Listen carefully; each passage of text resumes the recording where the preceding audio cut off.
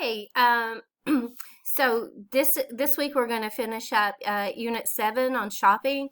So the first thing I want you to do is look up here and remember my email address, angelamonroe1@gmail.com, or reach me on WhatsApp. This is Ventures Level 2.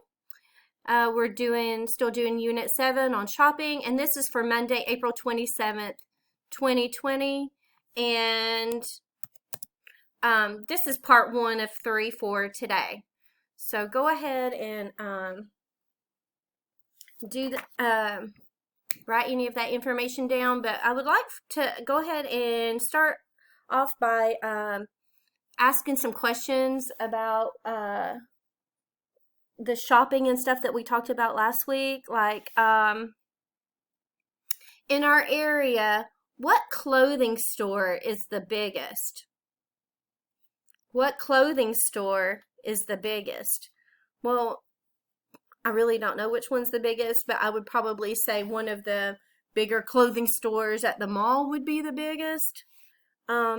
Which clothing store has the lowest prices? Probably those would be like your thrift stores or your secondhand stores where people either donate their clothing for sale, or your consignment stores where people give them their clothes to sell and then they get some money back. So all the clothes have been owned before. So those are probably going to be your cheapest. So what supermarket is the cheapest? Well, in our area, probably shopping at Walmart for groceries or Aldi for groceries, and possibly Kroger. Those are going to be your cheaper ones. We're shopping at places like Publix or Whole Foods or the Fresh Market are going to be more expensive, right? What restaurant is the best? Well, I think everybody's going to have a different opinion on that based on, what kind of food you like, if you prefer fast food or sit-down food, if you prefer something closer to your house, if you prefer something cheaper, or if you like larger portions. So I think everybody is probably going to have a different answer for that. So let's look on page 83 real quick of your workbook. And I want to just review some how the superlatives work. So let's just look at I know we've already done this, but I just want to talk about this. So we're talking about things that cost a lot of money. We're talking that it's expensive. And then more expensive. And then most expensive. So let's say we're talking about a car. Right? We're going to talk about a car, and we have, a car that cost $75,000. We have a car that costs $50,000, and we have a car that costs like $30,000, right? So we're looking for, right? So $75,000, $50,000, and $30,000. Let me put a little. We're talking about money with this one, so we're gonna put a little money sign in front of it. All right. So buying a car for $30,000, that's still an expensive car, right? It's not cheap. So it's going to cost a lot of money, but more expensive would be buying a car that cost $50,000. But if we had a lot of money and we wanted to buy the most expensive car, it's $75,000. So is $75,000 the most expensive car ever? No. But it's the most expensive car within the ones that we are talking about here. So, so your adjective is expensive, And if you're comparing two things, your comparative is more expensive. But when we're talking about three things, the most expensive is going to be $75, okay? So that's how that works. Whatever your superlative is, it's going to be either it's going to be the most or the least. It's going to be one extreme or the other, okay? So there you go. Okay, so let's turn to page. Oh, let's do this first real quick. Let's talk about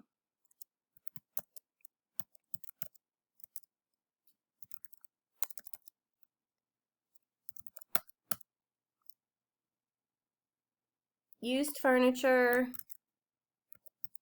a thrift store, and a second-hand store. All right, so a used furniture store, a thrift store, or a second-hand store are all the same in that they everything there is going to be cheaper because it's been owned before. It's used. Somebody has either decided they didn't want it, or they are donating it, or they've put it on consignment to make some money. So at the used furniture store, we're going to be able to find furniture, obviously. But what are we going to find at thrift stores and secondhand stores? We're going to be able to find things like clothing, books, electronics, purses, shoes, and toys. So say you go to some thrift stores like your Goodwill, they're going to have a lot of those things there. They'll have kitchen stuff, kitchen appliances. Right? They might have a blender or a toaster or dishes. So those are the things that you're going to be able to find at a thrift store or a secondhand store. Okay? Now we want to turn to page 90. Let me go ahead and... Okay, what do you see? Well, we see a woman in the picture. We see two men carrying furniture into the house. Who is this woman? Who is this woman? Well, if you look back on page 84, at the beginning of the chapter, where the used furniture store, we see Denise. So it's Denise from the used furniture store. What did she buy? What did she buy? It looks like she bought a piano. Remember the piano? That looks like the piano that was in the used furniture store that was on sale. So Denise bought the piano.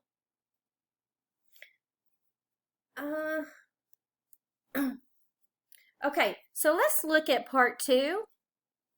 And we're going to talk about a newspaper article. So that's going to be one of our objectives today. Let me...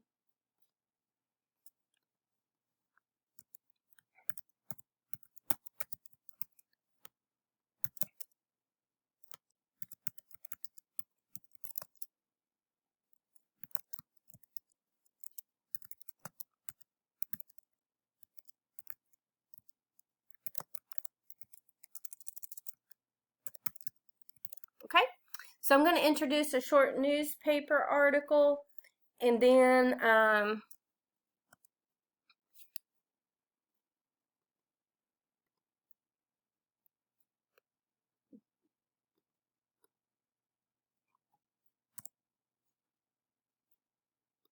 right, and then I want to talk to you about using context to understand the meaning of words. Okay, so those are the two things that I want to do today, and then I'll also at the end give you some work to do before you come back to part 2. Okay, so let's look at the newspaper article on page 90. And what's the name of the article? The name of the article is Today's Question. Today's question. What is today's question? This might be a newspaper article that they run every day, and every day there's a different question, is what I'm guessing. So today's question is, what's the best thing that you ever bought?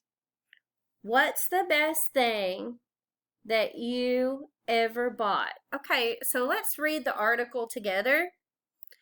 The best thing I ever bought was an old piano. I bought it in a used furniture store last month. It was the most beautiful piano in the store, but it wasn't very expensive. It has a beautiful sound. Now my 2 children are taking piano lessons. I love to hear music in the house. I bought a used van 5 years ago. I used my van to help people move and to deliver stoves and refrigerators from a second-hand appliance store. I made a lot of money with that van. Now I have my own business. The van is the best thing I ever bought. Okay, so we have Denise that bought a piano, and we have Sammy Chin that bought a van, right?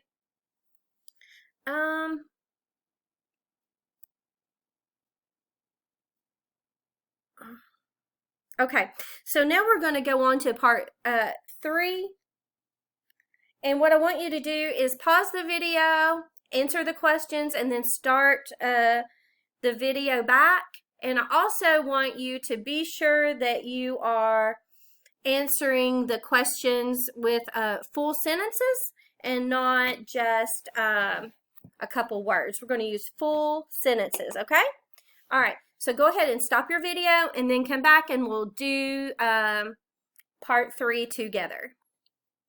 Okay, so we're back and we are going to check part 3 and write the answer to the question about the article.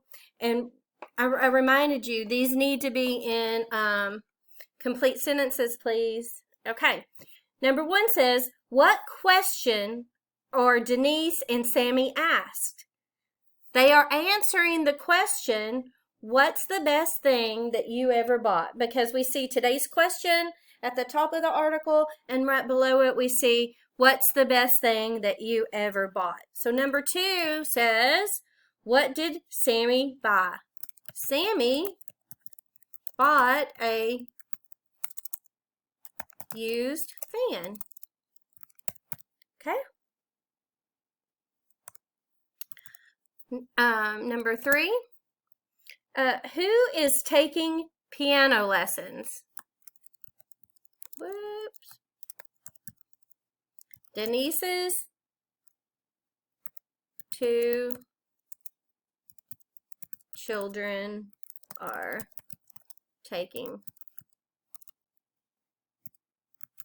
piano lessons. Okay. And number 4, who has a business? Remember, Sammy has a business. He bought the van and he does deliveries, so he's made a lot of money with his van, right?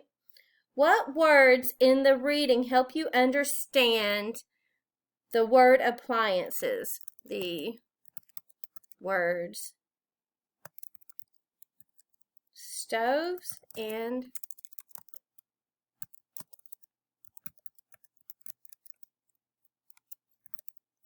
refrigerators help